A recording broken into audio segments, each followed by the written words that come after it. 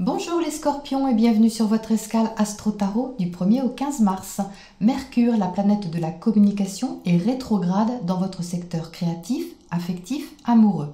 La marche arrière symbolique de cette planète vous incite à revenir sur des questions affectives, à revoir votre façon d'aimer ou de créer en tout début de mois.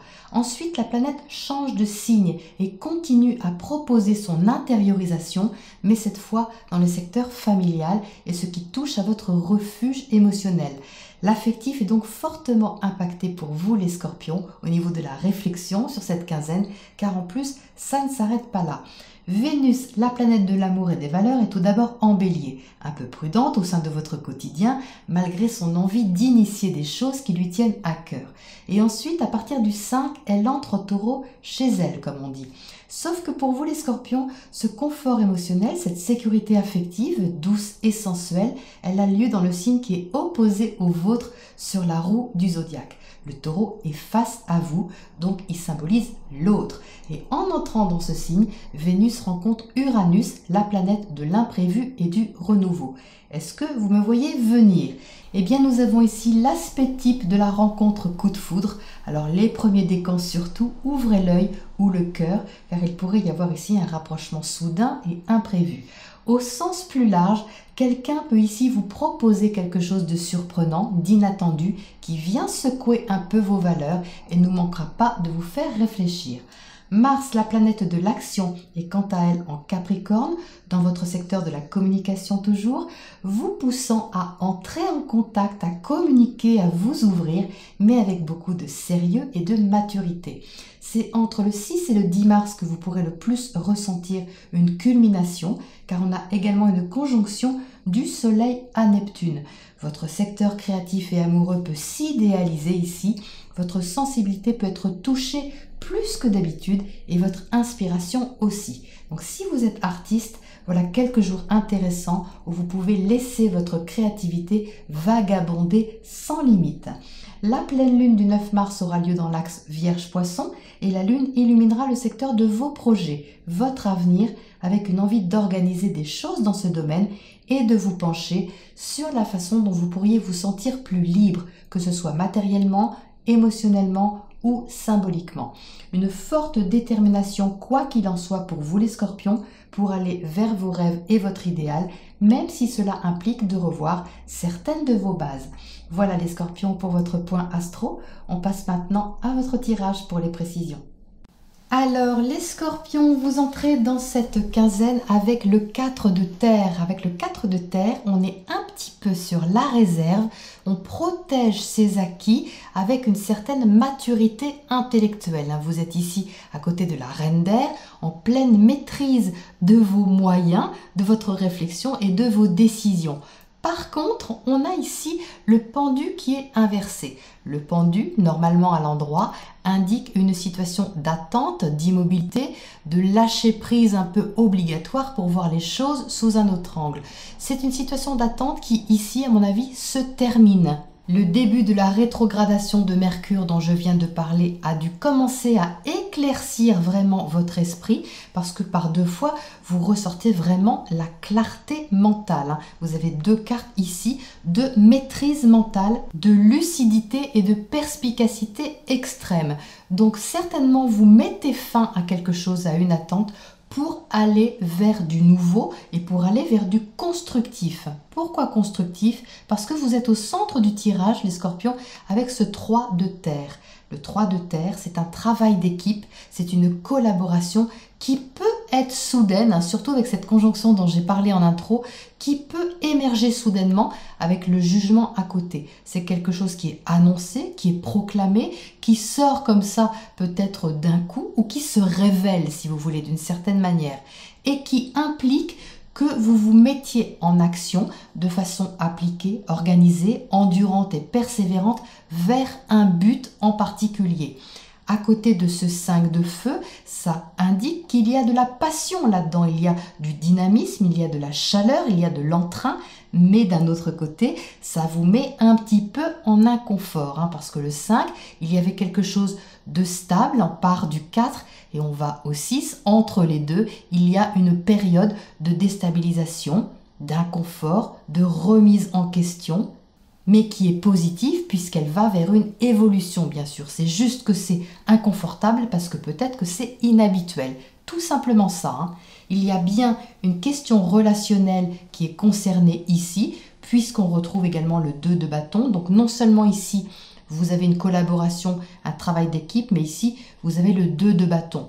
2 duo, hein. Il y a ici quelqu'un d'autre d'impliqué. L'autre en face de vous, certainement en taureau, qui vous invite, comme je le disais déjà dans le tirage précédent, à vous investir. J'ai l'impression que c'est la suite en fait du tirage précédent, si vous l'avez regardé, où on vous invitait à vous réouvrir. Et bien là, on dirait que ça avance vraiment dans un sens très constructif, puisque là, vous vous mettez en action avec l'autre, hein. C'est vraiment ça que je ressens. La reine de Pentacle à côté maîtrise son domaine, elle maîtrise son emploi du temps, son quotidien, ses finances, son matériel.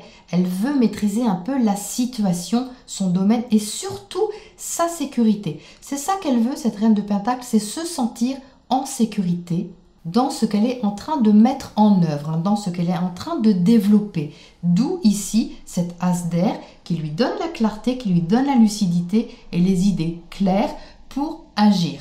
Donc j'ai l'impression, les scorpions, ici, qu'il y a un déclic avec cette double conjonction, quelque chose d'assez rapide qui vous met tout d'un coup en mouvement ou qui met votre décision en mouvement. Comme si vous disiez d'un coup, ok, c'est fini l'attente, c'est fini d'être trop prudent, je décide en toute maturité et en toute conscience que je me mets en action avec l'autre, en collaboration, en partenariat, en travail d'équipe, et qu'on avance ensemble dans un projet, une situation, un événement de façon constructive. C'est superbe les scorpions. Alors qu'est-ce qu'on a à côté de ce pendu inversé là-haut? La fin d'une attente à mon avis. L'étoile, merveilleux. L'étoile, c'est la libération. C'est également l'authenticité, c'est le fait d'être soi-même, de se révéler à soi-même et de se sentir libre. Comme je vous le disais en intro, la pleine lune tombe dans votre secteur de la liberté, des projets de l'avenir. C'est ici symbolisé par l'étoile. L'étoile, c'est l'avenir, c'est l'espoir, c'est l'optimisme, c'est la confiance qu'on place dans quelque chose ou dans quelqu'un. Cette énergie implique également que vous protégiez votre liberté intérieure, votre autonomie et votre vérité, hein. Alors, qu'est-ce qu'on a à côté de ce 5 de feu qui vous rend un petit peu inconfortable, mais c'est pas bien méchant. Ne vous inquiétez pas parce qu'avec l'énergie que vous avez en soutien de toutes ces énergies de terre ici, je ne suis pas inquiète pour cette légère déstabilisation. Alors, qu'est-ce qu'on a à côté de ce 5 de feu? Reine d'épée, 2 fois. Reine d'épée, extrême lucidité et maîtrise mentale, hein. Donc vraiment, faut pas vous en compter, hein, les scorpions. On va pas vous berner comme ça, je pense, hein. Si vous vous engagez sans toute connaissance de cause, vous voulez savoir ce dont il s'agit exactement. Et quand vous allez savoir ce dont il s'agit, là vous êtes OK. Alors, qu'est-ce qu'on a à côté de ce 2 de feu ici?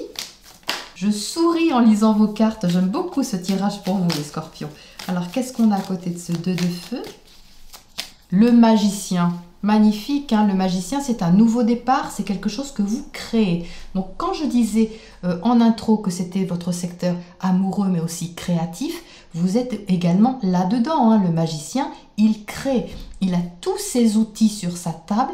Il ne sait pas vraiment encore ce qu'il va faire, mais il a le potentiel pour le faire. Il a pleinement confiance que quelque chose va sortir de ce qu'il est en train de créer, d'innover ou de mettre en route. Alors, ce 4 de Pentacle là-haut, qu'est-ce qu'il nous dit? C'était quoi cette petite réserve que vous aviez en tout début peut-être de mois, les scorpions? As de feu. Pouf, alors As de feu, c'est encore un nouveau départ, hein. L'As, c'est la première carte de la série. On initie quelque chose. Avec le feu, c'est quelque chose qui vous passionne, qui vous met en joie, qui vous donne de l'enthousiasme, qui vous met en mouvement et qui sollicite votre énergie. Alors, je ne sais pas pourquoi vous aviez une retenue dessus. Vous aviez certainement vos raisons. Mais en tout état de cause, ça a l'air de beaucoup s'éclaircir ici, hein. Alors n'hésitez pas à partager, hein, dans les commentaires ce qui vous arrive de constructif et de relationnel, à mon avis de prometteur sur cette période. Ça nous fera plaisir de le lire. Alors qu'est-ce qu'on a comme oracle conseil pour vous? Suivez le guide. Bon, bah, écoutez, le message est clair. Alors, je ne sais pas si c'est vous le guide ou si vous suivez le guide, mais en tout cas, une chose est sûre, c'est que la direction est montrée ici et c'est une direction qui est fiable, hein, qui est durable et qui est solide. Hein. Vous voyez, cet arbre qui est là en haut de la petite butte, c'est quand même quelque chose qui tient debout, hein, les scorpions. Voilà, eh bien écoutez, suivez votre étoile de toute manière. Je vous souhaite une merveilleuse première quinzaine de mars et je vous dis à bientôt pour la prochaine escale.